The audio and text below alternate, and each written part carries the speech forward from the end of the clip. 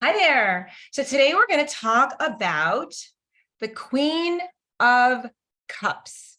The Queen of Cups is the emotional heart. She is all about listening, healing, and all that controls the subconscious, the unconscious, all that watery stuff. So let's jump in and talk about what's happening in the symbolism of the card, because I find it so interesting. We're going to start with the throne.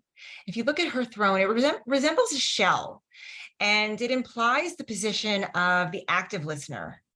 It's gray, and gray is about patience and not being judgmental, and also a warning against being indifferent and not involved enough. So it's also a symbol of spiritual openness and a sense of belonging. On her throne, there are three cherubs. Now, these cherubs have these mermaidy, fish-like bottoms. So I call them these cherub mermaids. So there's one at the top here, and one at the bottom. And they're a symbol of love and water. It's kind of connected to the like the Six of Cups, which I pulled up here also. Like the Six of Cups is a little bit about your inner child and childlike feelings and just staying really young at heart. But this bottom cherub, the one here, is holding a fish. And this fish is a representation of wealth and happiness and flow, just having flow in your life. This queen is the most psychic and intuitive of all of the queens. She's a symbol of openness. Just look at her, very relaxed, checking in with her inner emotions and just admiring that cup that is in her hand. Her crown is adorned with pearls. Can try to get close up and show you that.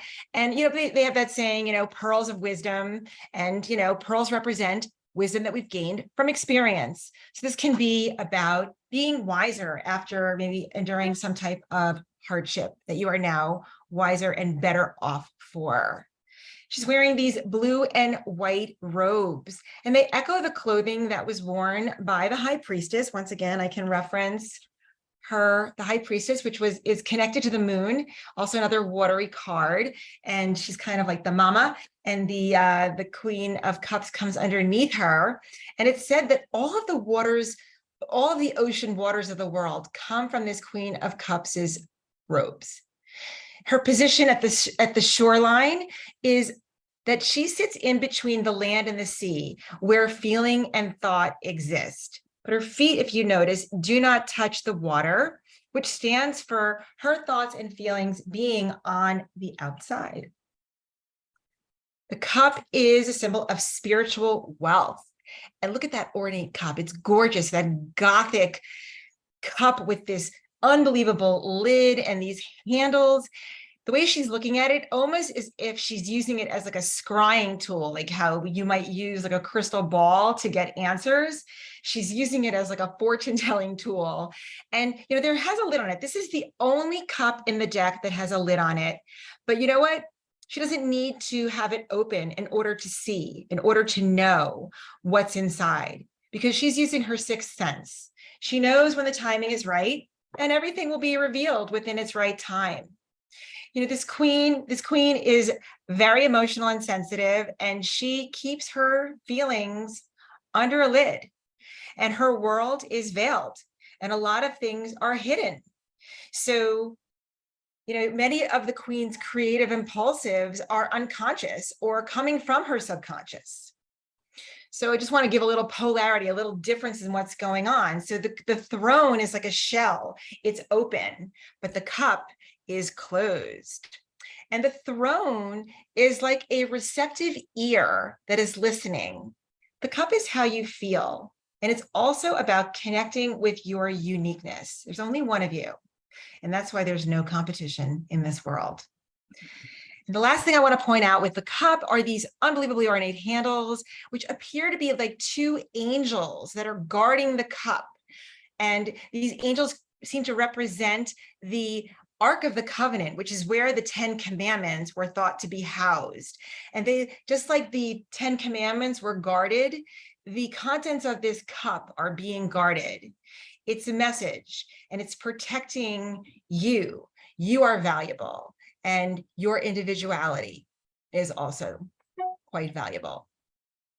The water is a symbol of emotion. As you know, it represents the subconscious, and it also represents your intuition. She is highly intuitive. You tune into her, you connect with knowing things, maybe things that you weren't aware of before. There are pebbles that are at her feet, scattered at her feet. These are the stones of various colors that represent the stones that might get in our way in life in general. And it's about accepting what lays ahead of us, and about the stumbling blocks, the stumbling stones that must be removed in order for us, for you, for the collective we to move forward in the world. So I just want to kind of sum it up and let you know who this queen is.